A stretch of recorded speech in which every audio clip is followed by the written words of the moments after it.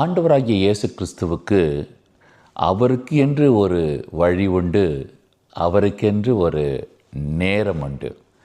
நாம் ஒருவேளை நினைக்கலாம், நம்முடைய நேரத்தில் ஆண்டவர் இன்னும் வரவில்லையே, நாம் இப்போ போகிற பாதையில் அவர் ஏன் இன்னும் சரியாக நம்மளுக்கு வழி திறக்கலை என்று சொல்லி நாம் நினைக்கலாம்.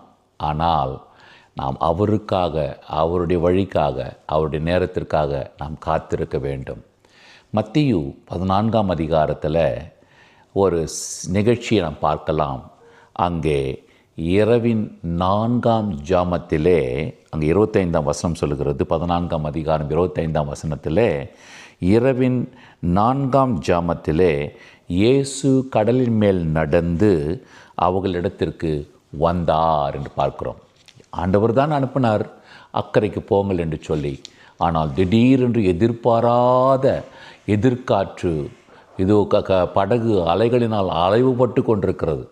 இப்படிப்பட்ட சூழ்நிலையில் இது அவர்கள் என்ன செய்வதென்று அறியாமல் திகைத்திருக்கும் பொழுது ஆண்டவர் 4ஆம் ஜாமத்திலே அங்கு வருகிறதை நாம் பார்க்கிறோம்.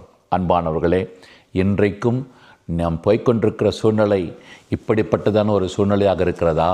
சங்கீதத்தில் 46ஆவது சங்கீதத்தில் பார்க்கிறோம், அங்கே ஜலங்கள் கொந்தளித்து பொங்கி அதன் பெருக்கத்தினாலே பர்வதங்கள் அதிர்ந்தாலும் நாம் பயப்பட மாட்டோம் என்று சொல்லப்பட்டிருக்கிறது. அன்பான தேவனுடைய பிள்ளைகளே, ஆண்டவர் சரியானபடி சரியான நேரத்தில் நம்மை சந்திக்க வருவார்.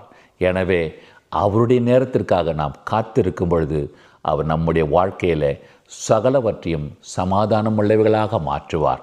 ஜெபம் பண்ணலாமா?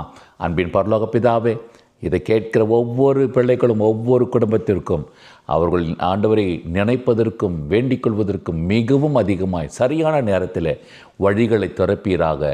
என் கர்த்தர் இவர்களோடு கூட இருந்து சமாதானத்தை அருள் செய்வீராக. இயேசுவின் நாமத்தில் கேட்கிற நல்ல பிதாவே, ஆமேன்.